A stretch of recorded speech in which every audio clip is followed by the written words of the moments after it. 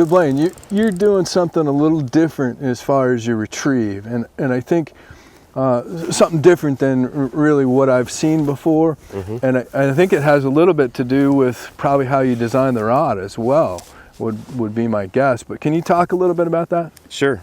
So what I'm doing is a two-hand retrieve that's really popular in saltwater. There's a lot of times where speed kills. I always say that. There's times where fish want a fleeing bait, right? So the only way we can achieve that consistently is putting the rod under our arms and doing a two-hand strip. And I'll demonstrate that right now. So you make a nice long cast. Okay. I'll immediately put the rod under my arm, and then all I'm going to be doing is have my rod tip down at the water surface, because you get away from slack at that point. And now I'm just going to do hand over hand. And what that creates is a fleeing fish, and you can go faster. I try to make it, I'm generally doing half the speed that I could do. That way if a fish comes up on it behind it, I have another groove. I can go into second gear, third gear, fourth gear. So that's a big deal a lot of times. So if you can get an attention of a fish and it comes up, and this works really well in clear water when fish are being negative, because you're creating a fight or flight scenario. Never run from a predator. And in my mind, I'm always visually thinking that there's a fish looking at my bait, right? Or my fly or whatever. And that's what keeps you in the game on those long days musky fishing. Yeah. So there's times where I'll throw it out there as far as I can. And this works really well when you're going over a lot of grass or cabbage, because they'll be sitting down in that, and you have something that goes by quickly, they'll come up out of it and chase it down and eat it. And the best technique for doing this, again, is just putting the rod under your arm and just doing grab down, pull down with it, grab it again. But I never release the line until the line that I already have until I re-grab. Okay. That way, if a fish eats in between, you can stay tight to it. So slow motion, that's what I'm doing. That way, and also and I know everybody's seen the Game Changer swimming in the water. It's basically a swim bait. So a lot of times I'll be able to do this, is I can take it and do a couple swims and then pause it and start it up and pause it. So it's kind of a bait that's struggling. And what happens when you speed up and then you stop, it automatically turns and shows profile, which is another huge triggering quality with a lot of predatory fish. That's why I do it. It also, it allows me to be able to search a little bit. It shows the fish a different technique, that instead of sometimes a slow strip with a lot of pausing, like a dying bait, is a big trigger. It constantly shows profile, which I can do. It's like it acts more like a jerk bait or a glide bait at that point. But for this particular technique, I'm creating that fight or flight scenario. And I do that a lot when you have super clear water and kind of a negative type of environment for feeding, because we have this huge front that just came in.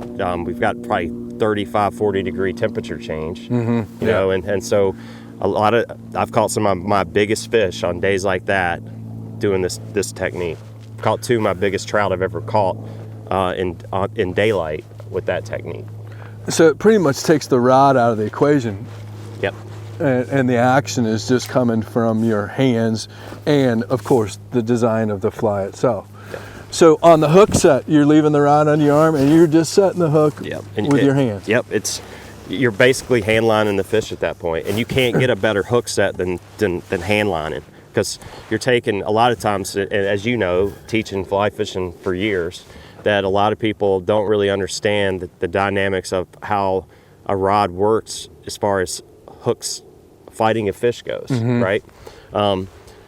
Lefty showed this a lot about how you fight a fish, and people think if they pull back on a rod and they have the rod high and they have a big bow in it, they're putting pressure on a fish. They're not putting pressure on a fish at all. The only time you're ever putting the pressure on the fish is when you're pointing that rod at that fish and you're fighting it from here. Yeah. And when you have the rod under your arm, like what I have now, and the fish eats, you have constant pressure, and that's even better than having the rod involved, because you have as much pressure on that fish as you possibly can. And if they decide to take off, you could just let it slide through your hands, and then until you get them on the reel, and then you can fight them with the rod at that point. But for me, as far as muskies go, I want to eliminate the rod all I can, because the biggest problem is once people hook a fish, they want to raise their rod, and then that's when the fish gets off. Yeah. So I always tell them to keep the rod low and just pretty much hand line the fish in, and our success rate's gone way up. Makes sense. You know, one more thing, and then I promise we'll get back to fishing. Can you talk a little bit about the fact you don't figure eight anymore? I think you do something a little different. And can you talk a little bit about what you actually do and how the rod comes into play? Absolutely. Yeah. So yeah, I mean, the figure eight works, but I have found the best thing about predatory fish when they're coming in on what we call the figure eight is the key is showing them profile and speeding it up and taking it away from them. So we're putting a lot of pressure on our body all day long casting these big flies, and having this extended handle and this longer foregrip really allows us to be able to do what's called a figure eight more efficiently. But I prefer to do what I call an oval or a big circle.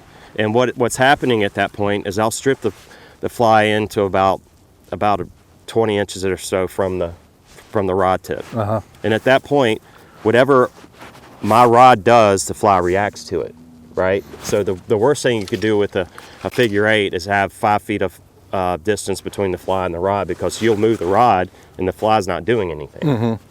So the closer that rod tip is to the fly, whatever your action that you do with the rod, the fly follows it. And a lot of times if the fly stops on a pause, no prey item is going to stop and try to, hey, let's talk about this for a second. No. You know what I mean? No. So they're going to run for their lives, and that's a huge trigger for the fish to attack and eat it. So when it comes in, if I'm doing a two-hand strip with the rod, with my hand, or just doing a traditional strip, I'll immediately go into the figure eight by knowing that the fly is 20 inches. I'll hold the line, pin it in my hand, and then grab this longer extended butt.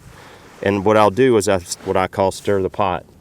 And I'm just making these big ovals and these big circles, and I'm constantly watching how that fish reacts to it. And a lot of times they'll eat when it shows profile.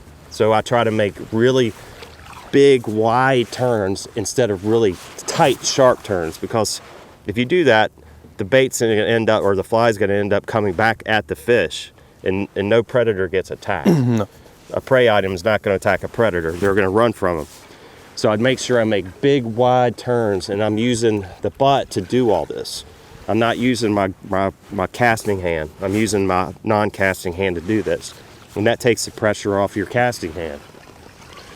So I'm just pushing against it,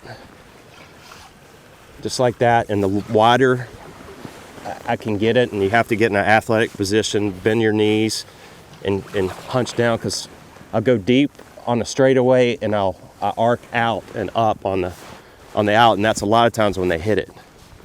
And the reason they do that is because it's showing profile at that time. I mean, your rod tip's what, 3-4 foot under the water? Yeah, a lot of times, Yep. especially on the straightaways. Yeah. I'll go deep, and then I arc up on the turn, and that's when they'll launch into it a lot of times. And you're kind of leading that fish into them eating it on that outward turn away from the boat. That way I can cross them up, strip and cross them up, and get a hook in them instead of them eating coming at me. I've also heard you say that that's one of the primary reasons for those guides, like Yes. on this rod, because you're banging them up against the gunnel of the boat. Absolutely. Yeah, the stiffer guides that don't have this nickel titanium recoil, we used to pop them all the time or bend them, and Yeah. you can't do that with these, and that's what makes them so great. I love these things. Specialty tools. So stir in the pot. Stir in the pot. Stir in Yep. the pot. There you go, friends. Let's go stir the pot. Let's go.